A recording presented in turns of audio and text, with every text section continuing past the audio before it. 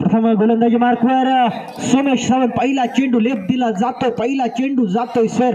म्हणजेच एक अतिरिक्त धावेने सांघिक खातं खोललं जाते ते सोहम तेजस स्पोर्ट्स कुडाळ संघाचं. या चेंडूवर स्टेप आउट करून मारण्याचा प्रयत्न. या चेंडूवर टॅपच्या स्वरूपात मात्र एक धाव वसूल केली जाते. म्हणजेच वैयक्तिक खातं या टॅपच्या स्वरूपात एका धावेने खोललं जातंय ते राहुल काळप याच्याकडून. पुन्हा एकदा सुरेख चेंडू, आखूड टप्प्याचा चेंडू. टप्पा पडल्यानंतर चेंडू काहीसा वळतोय आणि हा सुद्धा चेंडू जातोय घोषित क्षेत्रामध्ये, डिक्लेअर एरियामध्ये चेंडू जातोय. मात्र बॉडी लाईन अटॅक पाहायला मिळतो आणि निश्चितच जे काही दारोमदार आहे तेंडोली संघाची ती या खेळाडूवर आहे, या गोलंदाजावर, या अष्टपैलू खेळाडूवरती म्हणजे सोमेश सावंत याच्यावर आहे. हा खेळाडू ज्याप्रमाणे कामगिरी करेल त्याप्रमाणेच भवितव्य अवलंबून असेल ते म्हणजे तेंडोली संघाचं. दरम्यान 5 चेंडू, माफ करा 4 चेंडू, धावसंख्या होती ती 5 धावा. 4 चेंडू 5 धावा. 5वा चेंडू मात्र नामी संधी आली होती राहुल काळप याला माघारी धाडण्याची. ही संधी मात्र हुकते आणि हे जीवदान दिलं जातं. यानंतर जो सामना होईल तो म्हणजे Aryan sports versus FK point Kudal, FK point 7 Kudal. No plus 1 एकूण 2 धावा. धावफलक होतोय तो 8 या धावसंख्येवर. 4 चेंडू आणि 8 धावा. इथे थोडासा प्रेशर मध्ये पाहायला मिळतो. सोमेश सावंत प्रेशर फील करतोय कारण समोर एक दिग्गज संघ. इथे मात्र पुन्हा एकदा चूक घडवून आणली जाते प्रथमेश याच्याकडून. चेंडू जातोय सीमारेखा पार. यावेळी मात्र येतोय राहुल याच्या बॅट मधून चौकार. धावफलक वेग पकडतो. पहिल्याच षटकामध्ये दुहेरी आकडा पार करतो. 1 डझन धावा, 12 ही धावसंख्या धावफलकावर. आणि यावेळी मात्र एकेरी धाव. एकूणच या षटकाचा विचार केला गेला तर तब्बल 13 धावा या धावफलकावर. पहिला होता आपल्या बाजूने आणि निश्चितच दुसरं षटक विराज खानोलकर याच्याकडून. धावफलक 14 या धावसंख्येवर. आता मात्र बॉल टू रन जरी धावा आल्या तरी सुद्धा एक चांगलं टोटल देऊ शकतात तेंडोली संघाला. इथे मात्र पुन्हा एकदा मोठा फटका मारण्याचा प्रयत्न.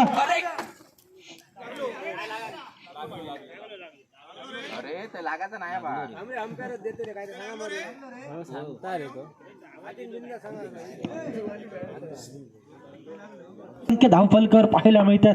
निश्चितच सोहम तेजस स्पोर्ट्स मात्र मोठ्या धावसंख्येकडे आगेकूच करतोय कारण समोरचा संघ आहे नणीचा होळकर तेंडोली संघ. काही युवा खेळाडू, नवखे खेळाडू आपल्याला पाहत धावा. दुसरे षटक प्रगतीपथावर. आतापर्यंत केवळ 2च चेंडू आणि तब्बल 17 धावांचा जो पल्ला आहे तो गाठलाय. पुन्हा एकदा या चेंडूवर सुद्धा दुहेरी धावीचा फटका येतोय राहुल याच्या बॅट मधून. निश्चितच ही धावसंख्या मात्र मोठी करण्याचा प्रयत्न जो आहे या दोन्ही खेळाडूंचा तो मात्र कुठेतरी सक्सेसफुल ठरताना पाहायला मिळतोय. इथे मात्र पुन्हा एकदा स्टेप आउट करून मारण्याचा प्रयत्न होता. बॅटची एज लागते. चेंडू जातोय सरळ गोलंदाजाकडे. इथे मात्र नजाकत दाखवतोय.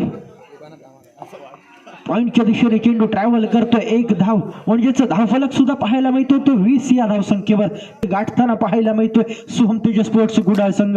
इथे मात्र पुढे जाऊन मारण्याचा प्रयत्न. खोलवर टप्प्याचा चेंडू होता. अप्रतिम गोलंदाजी पाहायला मिळते. आता मात्र शेवटच्या चेंडूवर मात्र गोट्याला बाद केलं जातंय, माघारी धाडलं जातंय. परंतु जी कवी धावांचं जे उद्दिष्ट आहे ते गाठू शकतो सोहम तेजस स्पोर्ट्स कुडाळ संघ. पहिला चेंडू, आखूड टप्प्याचा चेंडू.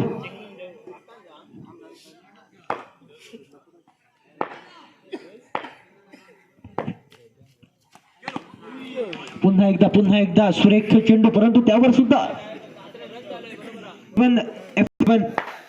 कुडाळ या 2 संघांदरम्यान सामना होईल. आर्यन स्पोर्ट्स संघाचा कर्णधार उपस्थित आहे तरी प्रतिस्पर्धी संघाने आपला कर्णधार पाठवायचा आहे. दरम्यानचा सामना चालू आहे. एका बाजूला कुडाळ, दुसऱ्या बाजूला तेंडोली.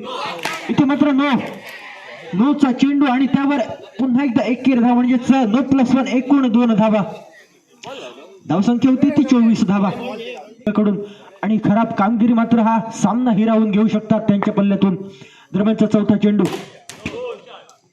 पुन्हा एकदा फुल टॉस प्रकारचा चेंडू कन्वर्ट केला होता आणि या चेंडूवर सुद्धा दुहेरी धावेचा फटका येतोय. 4 चेंडू आणि 26 धावा. शेवटचे 2 चेंडू असतील. वारंवार मोठ्या फटक्यांसाठी प्रयत्न करतोय. तिचे 27 धावांचं टोटल आतापर्यंत धावफलकावर पाहायला मिळतं. ते कुठेतरी मोठं करण्याचा प्रयत्न आहे. शेवटचा चेंडू असेल या डावाची सांगता करणाऱ्या षटकाची सांगता करणारा चेंडू आणि या चेंडूवर सुद्धा एकेरीच धाव येते. म्हणजे जो धाव फलक होतो तो 28 या धावसंख्येवर. तर 29 धावांचं उद्दिष्ट दिलं. 29 धावांचं उद्दिष्ट म्हणजे एक मात्र सुरुवात होते गोलंदाजी मार्कवर सलामीचं षटक घेऊन राहुल काळप. तर सामना करेल तो सोमेश सावंत. निश्चितच 29 धावांचं जे टोटल दिलंय तब्बल 9 ते 10 धावांची सरासरी राखणं अनिवार्य असेल आणि ते सरासरी राखताना निश्चितच आपल्याला मोठे फटके पाहायला मिळतील. सोमेश सावंत निश्चितच या खेळाडूला मात्र शेवटपर्यंत मैदानामध्ये राहावं लागेल. हा खेळाडू जर शेवटपर्यंत मैदानामध्ये राहिला तर मात्र या सामन्यामध्ये रंगतदार निर्णय आपल्याला पाहायला मिळतील. दरम्यान 2 चेंडू आणि 2 धावा.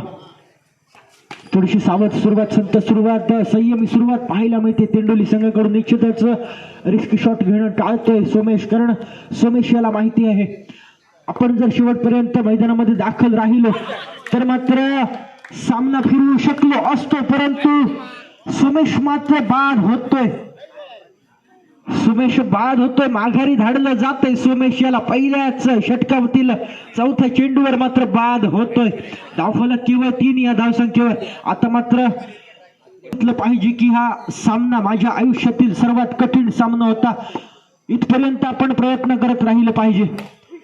दरम्यानचा 7 चेंडू जातो पुन्हा एकदा डिक्लेअर क्षेत्रामध्ये. हा चेंडू 5 चेंडू 4 धावा. ते 9 ते 10 धावांची जी धावगती होती ती मात्र राखताना कुठेतरी दिसत नाही. या चेंडूवर मात्र एक मोठा फटका येणे अनिवार्य असेल, अपेक्षित असेल, आशा असेल तेंडोली संघाला या शेवटच्या चेंडूवर मोठा फटका येण्याची.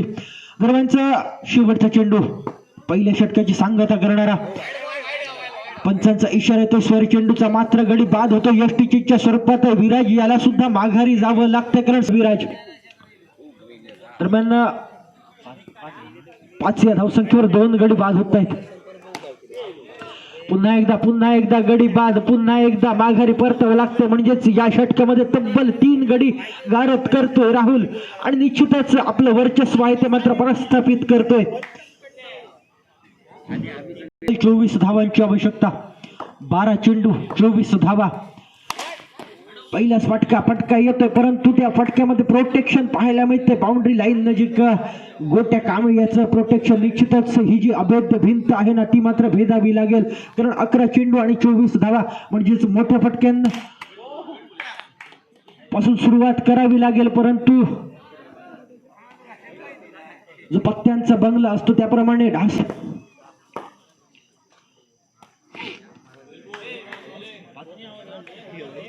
आणि धावसंख्या स्थिर राहते ती 5 या धावसंख्येवर. दरम्यानचा पुढचा चेंडू पुन्हा एकदा सुरेख चेंडू. पंचांकडे दाद मागितली जाते, पंच दाद फेटाळतायत. निश्चितच हा चेंडू सुद्धा मात्र जातोय निर्धाव. इथे मात्र अतिरिक्त वेग घेण्याचा प्रयत्न, वेगावर स्वर होऊन गोलंदाजी करण्याचा प्रयत्न होता. प्रयत्न मात्र फसतोय.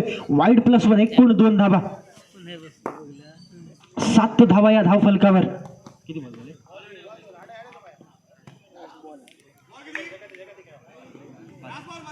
5 चेंडू शेवटचा चेंडू असेल या दुसऱ्या षटकातील. पुन्हा एकदा सुरेख चेंडू पाहायला मिळतोय आणि गडी बाद दिला जातोय. निश्चितच पुन्हा एकदा यष्टीच्या स्वरूपात तब्बल 5वा खेळाडू माघारी परततोय.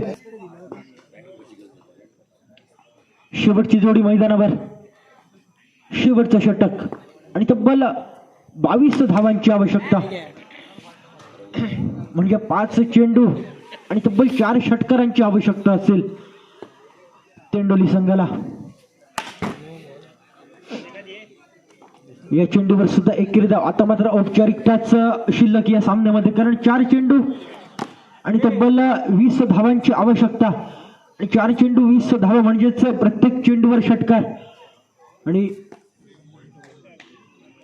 बॉक्स क्रिकेटमध्ये ते आव्हान मात्र पार होऊ शकत नाही. पुन्हा एकदा गडी बाद होतो. शेवटचा गडी सुद्धा ऑल आउटच्या स्वरूपात मात्र तेंडोली संघ माघारी परततोय. दरम्यान या सामन्यात मात्र विजय शिक्कामोर्तब करतोय सोहम तेजा स्पोर्ट्स कुडाळ संघ आणि निश्चितच पुढील फेरीत दिमाखात प्रवेश करतोय.